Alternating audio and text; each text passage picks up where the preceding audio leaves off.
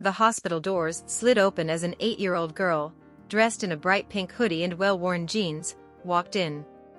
Her face was set with a determination far too serious for her years, and her arms clutched a tiny, bundled baby swaddled in a faded blue blanket. Nurses behind the counter paused, one nudging the other. The older nurse, a woman with gray streaks framing her face, quickly set her clipboard down and hurried over, her eyes softening as she approached the young girl. "Honey, where are your parents?" the nurse asked gently, bending down to meet the child's eyes. The girl looked up, her face barely hiding a layer of fear and something else, a quiet resolve. She didn't look lost, even though she had that fragile, vulnerable air of a child too young to be carrying the weight of responsibility. Her gaze flickered to the baby, who was peacefully asleep, seemingly unaware of the world's turmoil. "They're not here," she whispered. Her words were barely audible, but something in her tone, the way she tightened her hold on the baby, made the nurse feel an uneasy tug in her chest. "Who, is the baby yours?" Another nurse, younger and more cautious, asked, her voice barely hiding a hint of skepticism. The girl shook her head, pressing her lips together, then looked down at the baby with such tenderness that it was almost heartbreaking. "No. But I promised to take care of him," she said, a tremor in her voice. He's my brother." The words hung in the air, as everyone around tried to absorb the sight in front of them.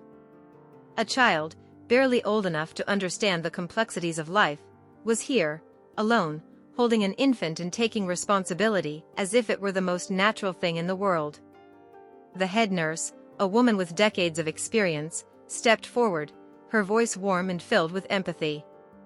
"What's your name, sweetie?" she asked softly, careful not to break the fragile courage in the child's eyes. "Emily," the girl replied, barely above a whisper. "And this is Jacob. He's only 3 weeks old." Emily's voice wavered, and she swallowed hard, as if keeping herself together was taking every ounce of strength she had. She looked at the nurse, her gaze imploring. "Please, can you help him?" The nurses exchanged glances, a silent communication of worry and confusion. Something felt deeply off, but they didn't want to scare Emily by bombarding her with questions. The older nurse placed a reassuring hand on her shoulder. "Of course we'll help him, sweetheart," she said, her voice steady and kind. "But can you tell us where your parents are? Or a guardian? Someone who's taking care of you too?" Emily's face went pale, her lips trembling. She took a deep, shuddering breath and shook her head. "They're gone. And I can't go back." Her eyes were wide with a mix of fear and defiance, a look that hinted at things too heavy for a child to carry alone. The nurse's heart tightened. "Why can't you go back, Emily?" Emily looked away, her jaw clenched tightly. There was a pause, and in that silence, the baby in her arms made a soft cooing sound, a reminder of his delicate existence, utterly dependent on the child who held him. Finally, Emily looked up again, her eyes filled with a resolve that belied her age. They told me to leave and never come back." She paused, glancing down at her baby brother, and her voice softened. "They didn't want us anymore." The nurses gasped quietly, exchanging glances of disbelief. "Abandonment? How could anyone leave a child like this, let alone two?" Emily held her head high. "But I told them I'd take care of him. And I meant it. I promised him." Her voice was unwavering, as though she'd prepared this speech in her head, repeating it over and over until it became the truth she held on to. The older nurse's voice wavered slightly as she said, "Emily, we'll do everything we can to help you both. You and Jacob are safe here now, all right?" Emily nodded, though the fear hadn't left her eyes. She was used to being cautious, used to questioning every word and every promise. But she seemed to trust the nurse's sincerity. Slowly, carefully, she let herself exhale. As the nurses led her gently to a private waiting room, one thought lingered in Emily's mind, a question she couldn't voice. She had come here for help, yes. But now she wondered, Was she truly safe? Could she finally trust the kindness of strangers? And if she couldn't, what would she do next? Emily sat quietly in the small waiting room, her gaze drifting between her sleeping brother and the nondescript paintings on the pale, sterile walls. The nurses had wrapped Jacob in a fresh blanket, and he looked impossibly tiny and fragile, his pink cheeks and tiny fists giving no hint of the storm that had uprooted his life. She tried not to fidget as she waited. Every minute stretched painfully, the quiet magnifying her anxiety. When the door finally opened, she flinched, but softened as she saw the familiar face of the older nurse, a woman she now knew as Linda. Linda smiled gently, taking a seat across from her, folding her hands in her lap like she had all the time in the world. "Emily, you and Jacob are in good hands here," Linda reassured her. "But we need to know a little more about your situation so we can help you both, okay?" Emily nodded, but her small body seemed to tense further. She looked down at her lap, fingers twisting nervously. She wanted to tell them. She did. But her voice felt trapped, every word held hostage by fear and the memories of hushed conversations she was never meant to overhear. Linda's voice was calm, her gaze steady. "Emily, are you comfortable telling me who your parents are? Or anyone else who might take care of you and Jacob?" There it was. The question she'd been dreading. Emily swallowed, her hands trembling slightly as she took a deep breath. She looked up, her voice barely a whisper. They're not my parents," she said, each word slow and careful. "They took care of me, but I'm not really their daughter." Linda's eyebrows knitted in confusion, though she kept her expression kind. "What do you mean, honey? Are you saying they were fostering you?" Emily shook her head. "No, it's more complicated." She paused, feeling her chest tighten. The truth felt jagged, like a secret too sharp to hold on to, but too fragile to let go. She took a shuddering breath. "I was left with them when I was a baby. And I grew up thinking I was their daughter. They always said they were my family. But then, a few months ago, everything changed." Linda leaned in closer, her voice gentle but with a hint of urgency. "What changed, Emily?" Emily looked down, blinking back tears. She hated the memories, hated the conversations she'd overheard late at night, the whispers about not their responsibility, about unwanted burdens.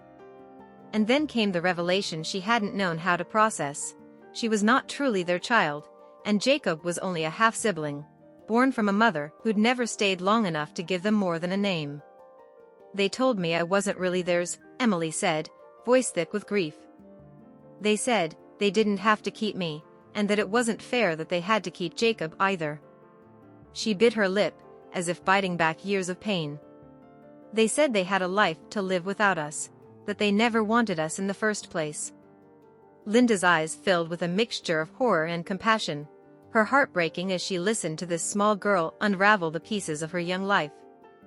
How could anyone be so callous, so indifferent to a child's soul? She reached out, taking Emily's trembling hand in her own, the gesture soft but full of warmth. "Emily," she said, her voice steady, "none of this is your fault. You didn't deserve to hear those things, and Jacob didn't deserve to be left like this. You've been so brave, so responsible, coming here to protect him." Emily's chin quivered, her defenses beginning to crumble as she squeezed Linda's hand in return, as if holding on to the only anchor in her storm. For the first time, she allowed herself to ask the question she'd been too afraid to voice. Do you think anyone will ever really want us?" Her voice broke, and the vulnerability in her eyes was almost unbearable. Linda's own eyes glistened, and she leaned in, speaking with a conviction that wrapped around Emily like a warm hug. "Yes, sweetheart, I do. I know there are people out there who will love you both the way you deserve, people who will see how wonderful and strong you are. And we're going to find them. I promise." Emily's lip trembled, and she took in Linda's words, the promise they held. She looked down at Jacob, who was stirring now, his tiny mouth opening in a sleepy yawn, blissfully unaware of the weight his sister carried for both of them. Just then, the door opened again, and a man in a suit stepped in, carrying a briefcase and giving Linda a polite nod. He was tall, with a kind but professional demeanor, and he introduced himself as Mr. Callahan, a social worker. Linda squeezed Emily's hand one last time before releasing it and stepping back, leaving Emily alone with the man who now held their future in his hands. Mr. Callahan knelt down to her level, his gaze kind but direct. "Hi, Emily. I'm here to help you and Jacob find a safe place to stay, somewhere where you'll be cared for and protected. But first, I need to understand everything you've been through." Emily's eyes widened. She didn't want to trust him, didn't want to trust anyone. But as she looked at Jacob, nestled safely in her arms, she knew she had to try. For him. For them both. As she took a deep breath and began her story anew, she couldn't shake the feeling that this was more than just a visit to the hospital. It was the beginning of something different. And maybe, just maybe, it was the beginning of hope. Emily sat across from Mr. Callahan in the same quiet room, her small shoulders square as if bracing herself for another blow. Jacob stirred in her arms, emitting soft, sleepy noises that were both a comfort and a reminder of the fragile life she was now responsible for. Mr. Callahan pulled out a notepad, his pen poised, but he didn't start writing. Instead, he looked at Emily, his expression soft but focused. "Emily, I know you've been through a lot," he began gently. "I need you to help me understand how you got here. Start wherever you feel comfortable. Take your time." Her fingers tightened around Jacob's blanket as her thoughts swirled. She wanted to trust him. He seemed kind, but so had others, at first. She glanced at Linda, who stood quietly by the door, her presence a reassuring constant. I ran away," Emily admitted, her voice trembling but steady enough to carry the weight of her words. "When they told me to leave, I didn't know what else to do. They didn't want us. And I couldn't stay, not after what they said." Mr. Callahan's pen moved slightly, though it didn't make a sound. "Did something specific happen that made you leave, Emily?" She hesitated, her gaze dropping to Jacob's peaceful face. For a moment, it was as if she was replaying the memory, one she'd tried to push away but couldn't escape. "They said," her voice cracked, but she pushed through, determined to tell the truth. "They said they'd leave Jacob at a fire station if I didn't take him. They were serious. I could see it in their faces." Linda let out a soft gasp, covering her mouth. Mr. Callahan's brow furrowed deeply, but he kept his voice calm. "And you didn't think they'd change their minds?" No, Emily's voice was firm this time. "They'd been talking about it for weeks. I heard them late at night, when they thought I was asleep. They didn't care about us. They just wanted to go back to their lives, their real lives." Tears welled in her eyes, but she didn't let them fall. Instead, she looked up at Mr. Callahan, her chin raised. "So, I took Jacob and left before they could get rid of him. I couldn't let them just throw him away." The room fell silent, the weight of Emily's words pressing down on everyone. Linda dabbed at her eyes with a tissue, unable to hide her emotion. Mr. Callahan set his notepad aside and leaned forward slightly, his voice firm but kind. "Emily, you did the right thing by coming here. You've been so brave, and you've done an incredible job looking after your brother. But I need you to understand that this is a lot for someone your age to handle alone. That's why we're here, to help you both." Emily nodded slowly, the tension in her shoulders softening just a little. "I didn't know where else to go," she admitted. "I just thought, maybe someone here would care enough to help us." Linda stepped forward then, placing a hand gently on Emily's shoulder. "You're not alone anymore, sweetheart. We care. And we'll make sure you're both safe." For the first time in what felt like forever, Emily let herself believe those words. Later that day, Emily sat in a small office while Jacob was being checked by a pediatrician. Mr. Callahan returned, his face thoughtful as he placed a file on the desk between them. "I've been making some calls," he said, his tone careful. "And I've found something that might be important." Emily tilted her head, curiosity flickering in her tired eyes. "What is it?" Mr. Callahan hesitated before answering. "Emily, when I looked into your background, I found out something about your mother." Emily froze, her heart pounding. Her mother was a figure shrouded in mystery and pain, someone she barely remembered but often dreamed about. "My mother?" "Yes," Mr. Callahan said softly. "She left you with the couple who raised you, but she didn't abandon you entirely. She left behind some instructions, and she's still alive." Emily's breath caught, her mind racing. "Alive? Where is she?" Mr. Callahan held up a hand, urging patience. "We don't know exactly where yet, but she might have been looking for you, Emily. There's a chance she never stopped." The words hung in the air, heavy with possibilities Emily hadn't dared to hope for. She stared at Mr. Callahan, her emotions a chaotic mix of fear, anger, and something fragile, hope. "Why didn't she come back?" she whispered. "Why didn't she take me with her?" Mr. Callahan's expression softened. "Those are questions only she can answer, Emily. But we'll do everything we can to find her. And until we do, you and Jacob will have a safe place to stay, surrounded by people who care." Emily swallowed hard, gripping the edge of her chair. She wanted to believe him, to believe that somewhere out there was a mother who had never truly stopped loving her. But trust didn't come easily. Not anymore.